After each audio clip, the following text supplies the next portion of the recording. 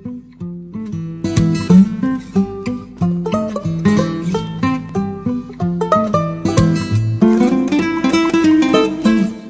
et bienvenue sur TV Trégor. Au sommaire de la semaine, 2 reportages que vous pourrez découvrir sur la page d'accueil du site, la rencontre avec Linda St. James et retour sur le salon du livre de Plestin-les-Grèves.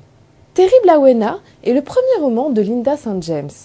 Entre notre époque et le Moyen-Âge, le lecteur est emmené hors des sentiers battus sur les traces d'Awena, une jeune fille de 21 ans plongée dans un univers méconnu d'elle quelques 618 ans en arrière.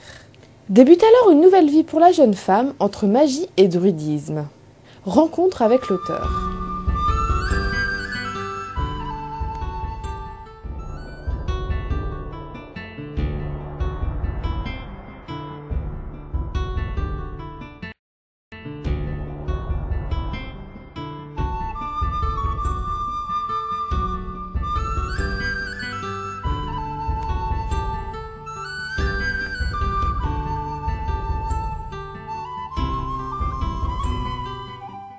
Une envie, un plaisir. En fait, j'écris depuis des années.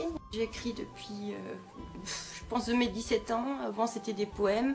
Après, quand j'ai eu mes enfants, c'était des contes. Et comme je dessine, je les ai illustrés. Et puis là, le fait d'attendre dans la voiture, à la sortie de classe et tout ça, à chaque fois que j'avais un moment, j'écrivais sur un bout de papier. Et puis le roman est né comme ça. En fait, d'idées mises les unes après les autres, et puis je l'avais dans la tête depuis un moment aussi.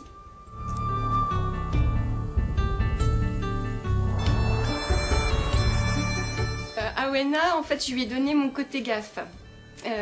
Mon côté aussi, quand je visite Karnak ou que je visite des endroits, on va dire, moyenâgeux, j'ai toujours eu envie de pouvoir toucher une pierre et d'être transportée dans le passé, voir comment c'était.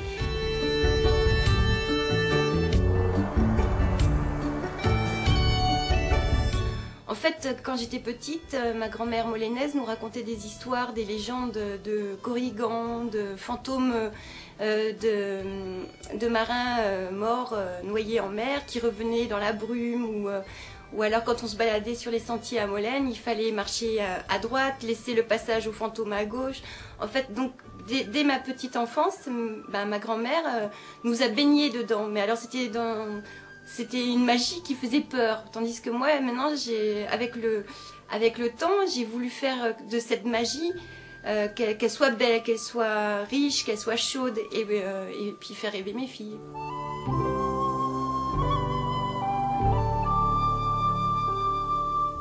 Le deuxième tome sortira en septembre de cette année, et il y a une suite prévue pour 2012. Donc voilà, les synopsis sont déjà en place et maintenant j'ai plus qu'à travailler.